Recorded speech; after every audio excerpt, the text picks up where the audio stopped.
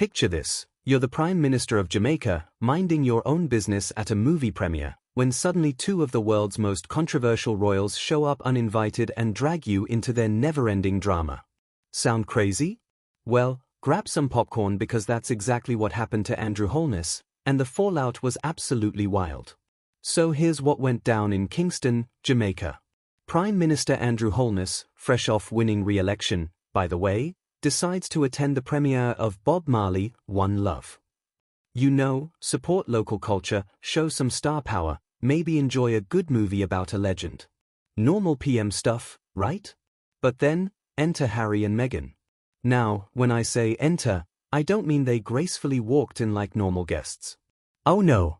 These two swept in like they were personally blessing the entire Caribbean, acting like they owned the place. The only problem? Nobody invited them. And I mean nobody. According to Jamaica's UK Culture Ambassador Teresa Roberts, and this is where it gets juicy, Prime Minister Holness was completely blindsided. He had no idea they were coming. Zero. Nada. Zilch. Think about that for a second. Imagine being so radioactive that a head of government has to call the King of England just to clarify he didn't invite you to a movie. That's not star power, folks. That's a walking diplomatic incident. So if the PM didn't invite them, who did? Plot twist, it was the Paramount CEO. Yeah, the movie studio basically brought them as their plus ones. But here's the thing, when you're Harry and Meghan, context doesn't matter. What matters is the photo op. And boy, did they get their photo op. Picture this scene. There's Prime Minister Holness, grinning like a man who just realized his fly's been down all day, sandwiched between Meghan in what can only be described as ball gown cosplay and Harry, who perpetually looks like he either just woke up or just lost a very expensive bet.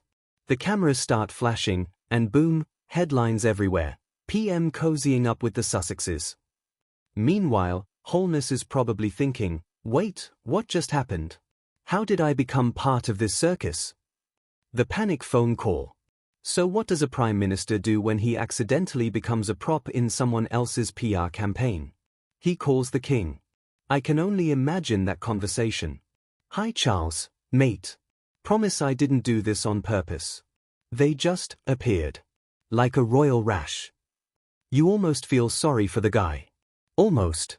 But here's where it gets really interesting.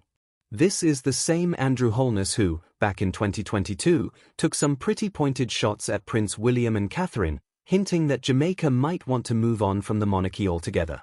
Karma works fast, doesn't it?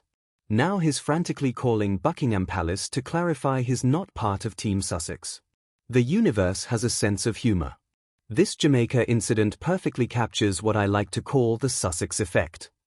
Everywhere Harry and Meghan go, they leave behind a trail of awkward smiles, frantic clarifications, people running faster than Usain Bolt to distance themselves.